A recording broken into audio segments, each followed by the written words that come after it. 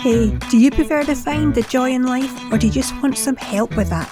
If so, you're in the right place. So come on in and join the Joy Bunny clan. This is the My Slice of Life podcast. To be or not to be? That is the question. But a better question might be, who actually wrote it? Hello and welcome to this week's episode of the My Slice of Life podcast.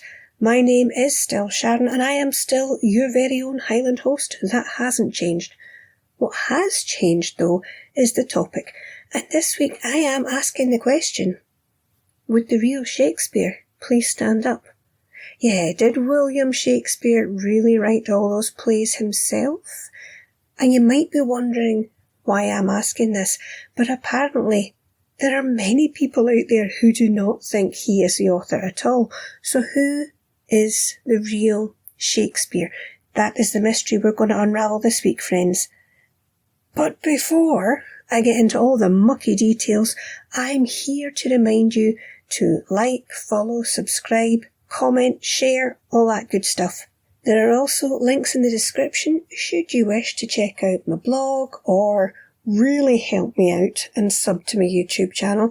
And if that's not enough and you're thinking, Sharon, I'd like to give you a tip as a thank you for the hours of work you put into this, well, those options are also available in the description. But any way you can offer support would earn you my heartfelt gratitude. It really would. Remember though, to become a patron starts at only $2 a month, and there are behind the scenes kind of hanging out videos on there just for patrons to see. And buy me a coffee is £3 a month, or there's an option to tip any amount you fancy. But I'm sure you know what to do by now, so let's not make much ado about nothing and turn this episode into a tragedy. I couldn't help it. Let's crack on. It does seem there are a surprising number of people who question whether or not Shakespeare actually wrote all of the plays himself, or even if he existed at all. This was news to me. I was also surprised to find out this group are called, wait for it, Anti-Stratfordians. A bit of a mouthful. We've got quite a few well-known names among them though, such as Walt Whitman, Mark Twain, Charlie Chaplin, and Sir Derek Jacobi. He's a well-known British actor, at least he's well known in the UK, and he was actually in a movie called Anonymous, which was about this very topic, which I haven't seen yet, but I do intend to watch it very soon. So let's start with a little background on the man we know as William Shakespeare, and I got some of this on shakespeare.org, funnily enough. So, according to them, and many other people, William Shakespeare was born in Stratford-upon-Avon in England in April 1564. The exact date of his birth is not recorded, but it's thought to be the 23rd of April, which happens to be the same date we got our dog Scooby, but that's, maybe just a coincidence. Shakespeare's baptism, however, is recorded in the parish register at Holy Trinity Church in Stratford-upon-Avon on Wednesday the 26th of April, 1564. Now at that time baptisms were usually done within 3 days of a baby's birth, and the parents followed the rules of the prayer book, which said children were to be baptised no later than the first Sunday after birth. So folk have worked out this probably gives the date of the 23rd of April as his birth. He wasn't born into a well-off family really. His father was a glove maker, his mother came from a farming family, and it's believed that she stayed at home and brought up the children. But weirdly, Shakespeare also died on the 23rd of April in 1616 when he was 52 years of age. There isn't a lot of documentation about his life, which is what causes a lot of debate among the scholars. For starters, not much is known about Shakespeare's schooling. It's said he went to the town grammar school, although even this is argued about because there are no records of him attending there. Now, they don't exist because records just don't exist for that time period, but not just for him, for anyone who attended that school. So that's not that big a mystery. He married Anne Hathaway, not the actress you know, in November 1582 when he was 18 and she was 26 and already 3 months pregnant with her first child, Susanna. I know, the outrage. His wife came from a village near Stratford-upon-Avon called Shottery, and she was the daughter of Richard Hathaway, who was a local landowner. Now together, William and Anne had 3 children, Susanna in 1583, Hamnet, with an N, in 1585, and Judith in 1585 as well. Now tragically, Hamnet the boy, he died at the age of 11 during a plague outbreak in 1596. It's said Shakespeare was a businessman involved in buying and selling of properties and as a moneylender. He went to London in the late 1580s and became a shareholder in a theatre and an actor. Now, there are numerous business records in Stratford which prove his dealings there, so we know that part of his life is true at least. He went on to become a poet and the famous playwright we all know about today. Or did he? According to Alex McNeill, JD, who did a presentation where he put his case forward, brilliantly I have to say, to prove Shakespeare was not the author of the works with that name, stating that there are many flaws in the history. He starts by comparing Shakespeare with Dickens and asks, how do we know Dickens wrote his books? Because his life experiences are reflected in his work. He openly took credit for having written them. No one has ever suggested he was not the author, but according to Alex McNeill, the same cannot be said for Shakespeare. His life is not consistent with the author. What we know of his life is not reflected in the works. He never took credit for having written anything, and that is according to Alex McNeill, mind. And in 1593, it was the first time Shakespeare's name was in print, so it's been suggested by many that that's a pseudonym. Was the name William Shakespeare a frontman because the real author couldn't come forward?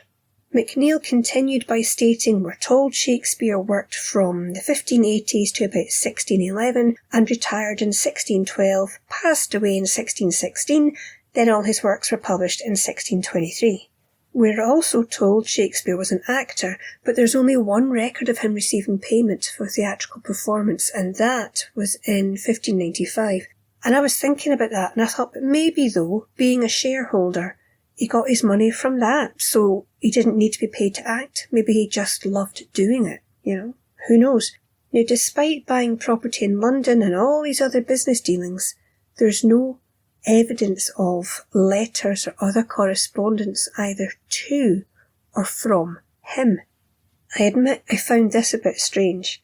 I mean, surely, right, with all the money lending, the buying and selling of property, being a shareholder in a theatre, you'd expect a lot of communication between business partners, wouldn't you? Even then, surely there would be something written down, letters and so on. By 1600, he was very wealthy and bought the second largest house in Stratford. Was that money from the buying and selling of property? Was it from the theatre? Was he just a loan shark? Because that's kind of how some of it sounded to me. In other words, what I'm asking is, where did all the money come from? I also found out a lot of people call him Shakespeare, using the short A and a short E, which they say the business records of the time showed was used more commonly, and the spelling then was so inconsistent in those days, it's more likely that's how it actually would have been pronounced. So not Shakespeare, he would have been Shakespeare. Right, so put all that aside for a minute, okay, and I just want to run through a few other thoughts from the anti-Stratfordians. The case they put forward is Shakespeare, we're told, is this amazing playwright, so why were his 2 daughters illiterate? Again, I was thinking about this and I thought, could it just be because girls didn't attend school like the boys did? And even those of middle-class families which did go to some form of formal education, they were often taught domestic skills, not academic ones. And I think that part of the discussion is often overlooked. Just, the things that I was looking at. They just say, oh, his 2 daughters were illiterate, how could that be possible? Well, girls just were taught domestic skills in those days, and that's what the focus was on. But there are other stranger things about Shakespeare which I don't have an answer for, so see what you make of these. Apparently in his 3-page will, there was no reference made to any books, manuscripts, or musical instruments. And I found that strange. Apparently he left his second best bed to his wife. I just find that really odd. I find this weird too. His death, so they say, wasn't written about by fellow writers of the time, as was the norm. You'd think there'd be a whole lot of them writing some sort of epitaph or something, to Shakespeare, but apparently not. And in her book, called Shakespeare's Unorthodox Biography, Diana Price compared 24 literary contemporaries, that's not easy for me to say, using 10 criteria to connect them to a literary life of some sort. Now, the average score was 6 out of 10. Johnson scored a perfect 10. That's Ben Jonson from 1572 to 1637. He was a prominent playwright, poet and actor, and often regarded as the second most important English dramatist after William Shakespeare during the reign of James I. He was also a close friend of Shakespeare's. Another one, Christopher Marlowe, from 1564 to 1593. Yeah, he died young. He was 29 and was apparently stabbed during a bar fight. He was also a renowned English playwright, poet and translator of the time. He scored 4 out of 10. Shakespeare, on this scale, scored a big fat 0. Many found this weird since his career was longer than most on the list and he produced more works than a lot of them, yet he didn't score anything on this scale, which should have produced a connection to a literary life.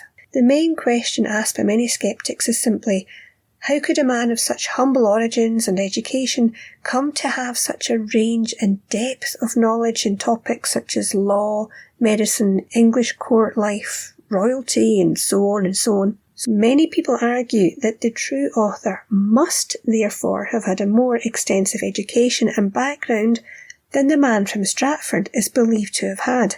And so our mystery deepens.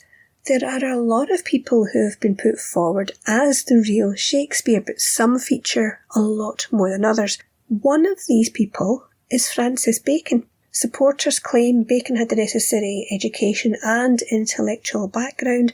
They argue that Bacon's philosophical writings and knowledge are evident in Shakespeare's works. Another name often put forward is Christopher Marlowe. Yet, as the author I mentioned earlier, I also mentioned he died in a bar fight. Well, many believe he faked his death and continued writing under Shakespeare's name. But there is one name which comes up a lot more than others, and that is Edward de Vere, 17th Earl of Oxford. And the people who support this theory are known as Oxfordians, and they argue that de Vere had the education, the literary talent, and courtly experience reflected in Shakespeare's works. They point to perceived similarities between de Vere's life and events in the plays. Additionally, the Oxfordian theory suggests that the later plays, get this, were written by others posing as Shakespeare after Oxford's death, because he died before all the plays came out. Now, there was a British schoolteacher by the name of J. Thomas Looney, unfortunate, who wrote a book in 1920 called Shakespeare Identified.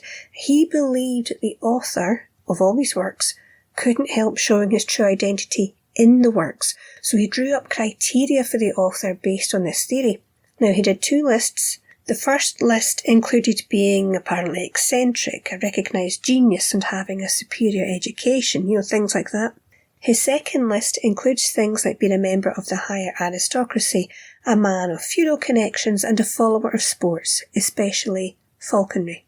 He reasoned the author would have had previous works published, and the name he came to was indeed Edward de Vere, the 17th Earl of Oxford. Some of his poetry apparently had the same rhyme scheme as Shakespeare's first poem, Venus and Adonis, which was a 1200-line epic. 1200 lines as a first poem. In fact, when J. Thomas Looney researched de Vere's biography and compared it to the 18 qualities on his 2 lists, it matched all 18. First-class tutoring from a young age, a favourite of the Queen, and interestingly, awarded a grant of £1,000 a year by the Queen in 1586, and some believe that's payment for the plays he wrote. Also, there are many events through de Vere's life which show up in Shakespeare's plays, like his father dying when he was young, becoming a ward of the crown, and an arranged marriage, to name just a few. The play All's Well That Ends Well apparently has all that in it. I'll confess, I haven't read that one, so I'm going by the research that I've got. But De Vere was also well travelled. Apparently Shakespeare wasn't. De Vere went to France, Germany, Verona, Sicily, Venice, Genoa. Many of Shakespeare's plays are set in these places, and other similarities have been cited, such as being beset and stripped of his clothing by pirates, which happened in Hamlet. Some scholars also see echoes of Beowulf in the written works, but at that time the only known copy of it was apparently in the Cecil House, which just happens to be where De Vere lived after the death of his father. One point I did like was that his best friend and cousin was called Horace Vere. Guess what his nickname was? Horatio. Yeah, he knew him well. Now here's a story I have to tell you, right? There were two minor characters called Rosencrantz and Guildenstern in Hamlet, but get this. In 1583, De Vere's brother-in-law was sent to Denmark on a diplomatic mission, right? And he wrote letters about his time there, which were not published. But in them, he wrote about going to a state dinner where the guests included, you guessed it, a Mr. Rosencrantz and a Mr. Guildenstern. Another quick couple of things to note. At least 28 books were dedicated to De Vere during his lifetime, but Shakespeare? None. Apparently, as well, De Vere sponsored an acting troupe and is referred to as a playwright, although there are no plays with his name on them. Not one. I mean, I wasn't there at the time, I'm not quite that old, but from everything I'm reading, that seems to be the way it is. Okay, here's another one I really like. In 1578, someone called Gabriel Harvey addresses De Vere in Latin. Now, I don't speak Latin, so I'll do my best. He said, Voltus tila vibrat, which is to shake slightly and quickly, but some take it to mean, thy will shakes spears. What do you think? Is that one reaching a little bit, maybe? I wasn't sure, but I liked it. Now, Oxfordians also believe the plays were not written for the public, but for the Queen's court. I mean, the plays certainly show someone who knows royalty and aristocracy, but they don't really develop the more common characters all that much. So I found that interesting as well. It's all these little bits that I'm thinking, am I convinced yet? Anyway, we've gone through all those points. What about the Stratfordians? They were the anti-Stratfordians, now we come to the Stratfordians, those who believe Shakespeare did write them, no question, you're talking nonsense. Well, they say his name is on the plays and poems attributed to him, and apparently this is a big deal because at that time, not all plays would have had the author's name on them. They had usually the publisher's name and the name of the acting company that performed the play, but not always the author. Stratfordians then ask, why would a nobleman such as De Vere write a play and use a pseudonym when it wasn't common practice to put the author's name on them anyway? Good point. Now here's one I confess I didn't know. Maybe you do, I didn't know this. Several of Shakespeare's plays were collaborations, and this was well known, just me who didn't know. But this was actually common practice at the time, so nothing startling. William Shakespeare, say the Stratfordians, was well known at the time to be a writer.